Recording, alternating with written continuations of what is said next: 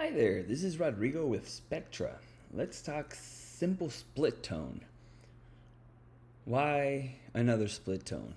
Well, this one has a few tricks under its sleeve. It outputs a mask, which is pretty neat because you can pipe it into other stuff and affect the selection of whatever it is you want to do, which is cool.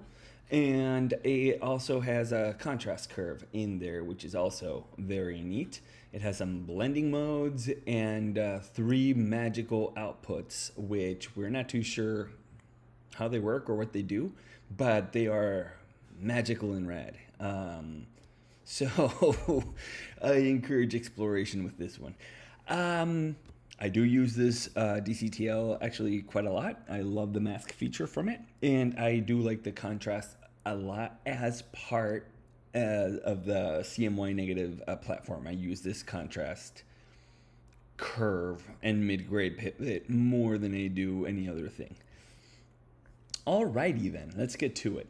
So we have this here, and if we were just to use it just like that, if we bring up the tone intensity, it does what it said it would do. It brought the intensity up of the split tone, which is awesome. A little dab would do you. And so let's go all the way. Now this is broken, but this is one way to figure out where your midpoint is.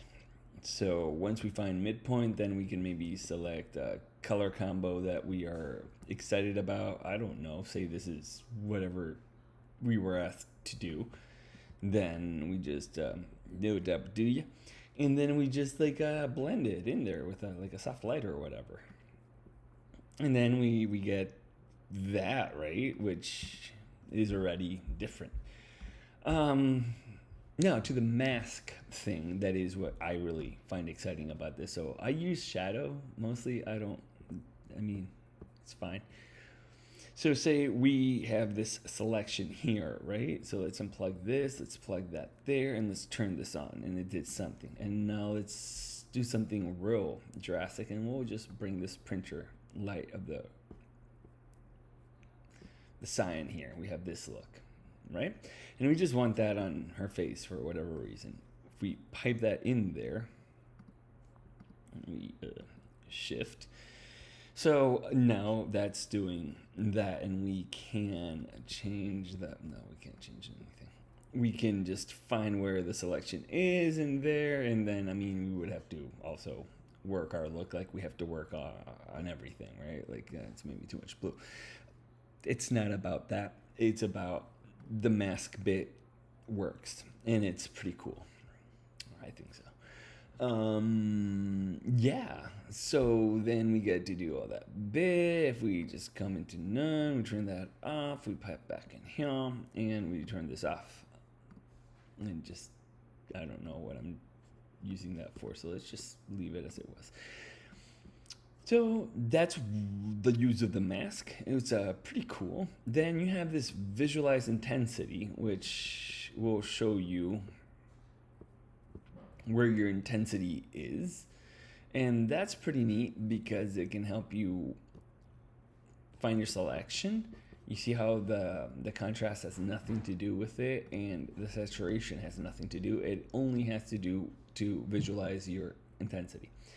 Where if we go into the gamma curve and you start moving around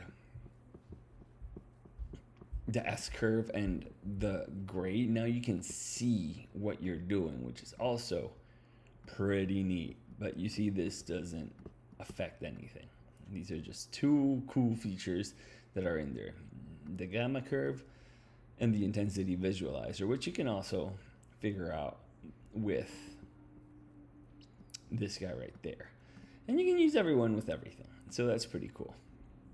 And yeah, that brings us to an end of this is the split tone, the simple split tone, and it is neat.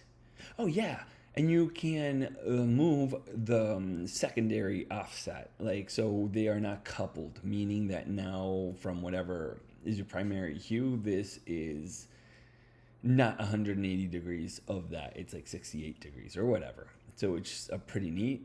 And if we come in here and we start bringing this up and we turn that off, and now this is insane.